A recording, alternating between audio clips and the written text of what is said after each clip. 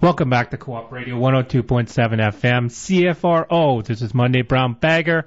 Again, it's December 8th, 28 years ago today, John Lennon was assassinated. That was very sad and tragic, and the elitists were behind, in my humble opinion, the elitists were behind it. As our next guest, we're going to have James Flack, who is a local activist. Hello, James. It looks like we're still having technical problems. I'm going to basically... are you there, James? Okay, it looks like we're having a little bit of technical problems. So anyway, I have Kevin Annett sitting in here right now. Kevin, would you like to quickly talk about the John Lennon assassination?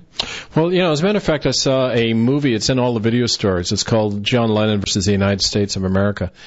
And you could see on that documentary a lot of the reasons, I think, why powerful people and institutions would want to be rid of the guy, because as far back as the early 1970s, John Lennon was in the United States working directly with the Black Panthers, speaking at anti-war conferences, and openly aligning with revolutionary forces in the United States, including indigenous people and the Black Panthers. So as a result, the Nixon administration began deportation proceedings against him, and he mounted a counter-suit and sued John Mitchell and various other Watergate people who subsequently got forced out of the government.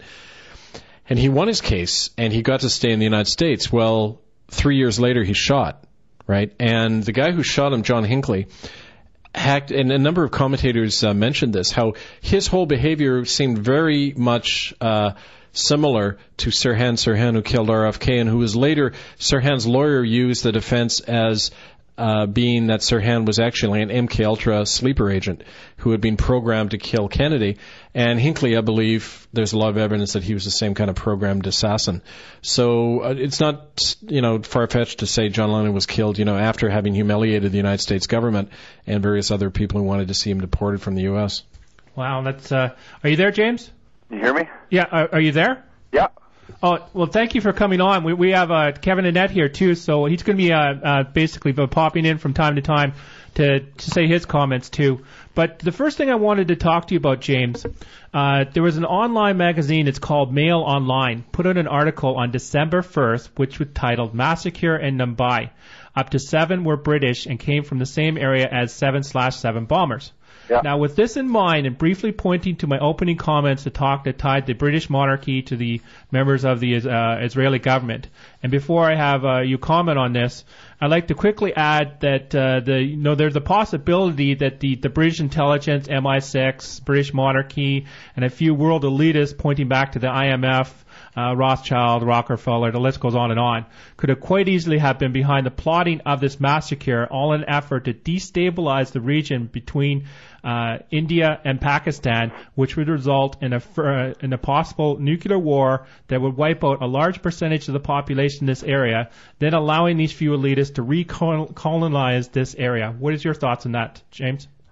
Well, I think it has to do with the Grand Chessboard written by Zygmunt Brzezinski, and I think that what's happening is the American imperial empire is positioning themselves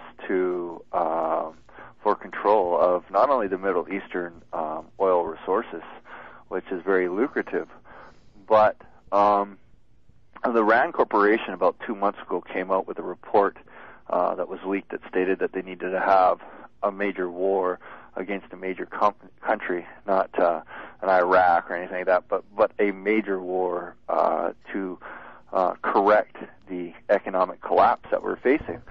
And so if you look at what's happening, essentially since the 888 neocon Zionist attempt at starting World War III with Georgia bombing South Ossetia, what they've done is they're not only are they trying to provoke a fight with Pakistan and India, but President Barack Obama has come out and said numerous times that the people responsible for 9/11 are deep in Pakistan. And so what they need is public support behind American troops and American military in order to attack Pakistan.